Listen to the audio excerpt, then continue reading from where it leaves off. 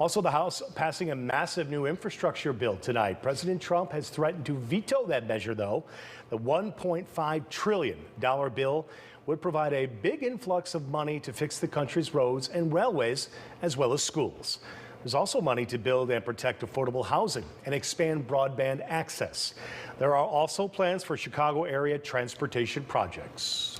Illinois Congressman Dan Lipinski is on the House Transportation Committee. He joins us now to talk about that and more. Thank you so much for joining us tonight, Congressman. Appreciate it. Good to be with you.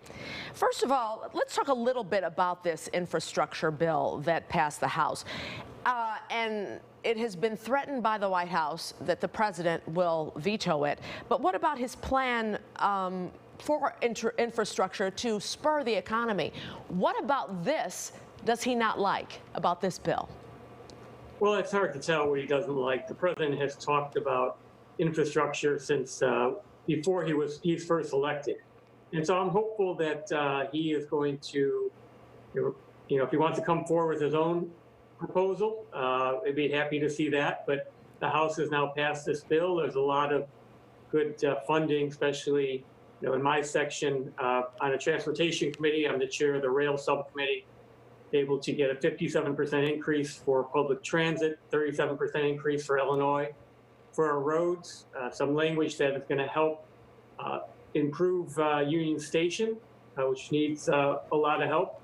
$2.5 billion to build some underpasses, overpasses for alleviate blocked rail crossings, and a lot of other good parts of this bill. I'm hopeful that in July, as there is a next COVID-19 relief bill, that we'll be able to perhaps add this to that legislation.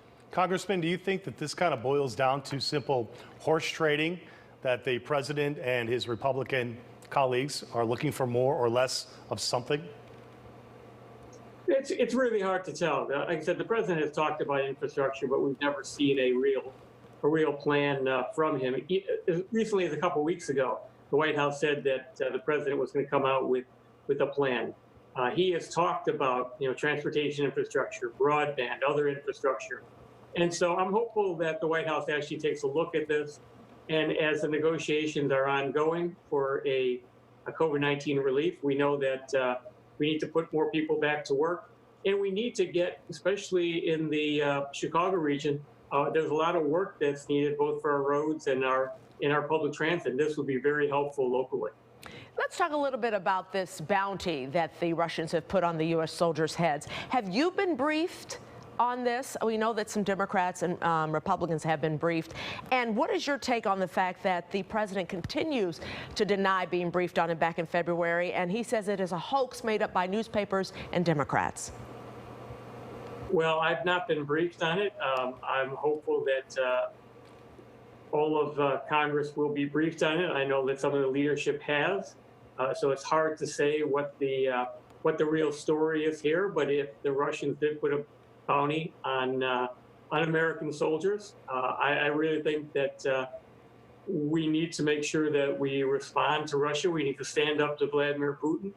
And the president should have done this. But it's hard to know right now what the true story is. But it seems like there was evidence, apparently, that intelligence service had of this bounty. But we need to dig into this and make sure, first and foremost, that we protect American troops. That's the number one thing. That's the most important part of this, and not the politics, but to protect American troops. Congressman, we can't let you go without addressing this subject, and that is the street crime plaguing Chicago.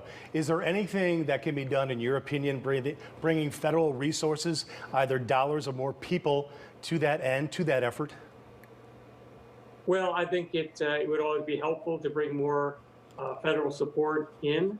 The police need more help. It's a very tough issue right now, and we need to do something about this as the summer goes on. And the hot weather, and we know things get even more difficult and worse. So, I'm not asking for federal troops to come in, but more federal support for local police certainly would be helpful, and I hope that we can get something like that done. Illinois Congressman Dan Lipinski, thank you so much for joining us. Be safe, be well. Thank you. And top